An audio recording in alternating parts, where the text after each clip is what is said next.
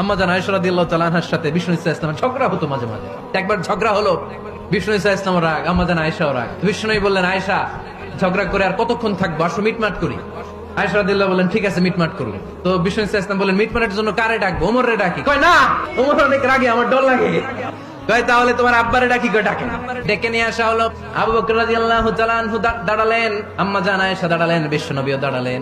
বিশ্বনবী বললেন, আয়েশা তোমার আব্বা আসছে, এবার ঘটনা খুলে বলার পালা, তুমি বলবা নাকি আমি বলবো? আম্মা জান আয়েশা বললেন, আপনি বলেন, তবে যেটা ঘটছে ওইটাই বললেন, মিথ্যা কথা কইেন না। আবু বকর রাদিয়াল্লাহু তাআলা আনহু রেগে মেগে আগুন। কি বিশ্বনবীকে মিথ্যা কথা কখনো বলবে? রেগে মেগে দিলেন মেয়ের গালে এক চড়। বাবার হাতের থাপ্পড়কে আম্মা জান আয়েশা উল্টে পড়লেন। সাইয়েদনা আবু বকর রাগে গড়গড় করছেন, আবার মারার জন্য তেড়ে গেলেন। এবার বাঁচার জন্য আম্মা জান আয়েশা বিশ্বনবীর পিছনে যে আশ্রয় নিলেন, বিশ্বনবী বাঁচানোর জন্য দুই হাত মেলে দাঁড়িয়ে গেলেন। বিশ্বনবী যখন দুই হাত মেলে দাঁড়িয়ে গেলেন, সাইয়েদনা আবু বকর রাদিয়াল্লাহু আনহু থেমে গেলেন।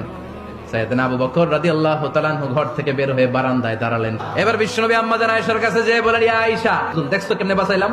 আমি না থাকলে ঘরটা বানাই ফেলতো আজকে। আমি বাঁচাইছি তোমারে, আমি আমার লগে ঝগড়া করো তুমি? লজ্জায় পড়ে আম্মা জান আয়েশা খিলখিল করে হেসে দিলেন, বিশ্বনবীও হেসে দিলেন। দুইজনের হাসির মধুর আওয়াজ শুনে সাইয়েদনা আবু বকর বাইরে থেকে অবাক, কিরে এতক্ষণ না ঝড় তুফান, এখন দেখি হাসি। সালাম দিয়ে অনুমতি নিয়ে ভিতরে ঢুকলেন। ঢুকে দেখেন আম্মা জান আয়েশাও হাসে, বিশ্বনবীও হাসে।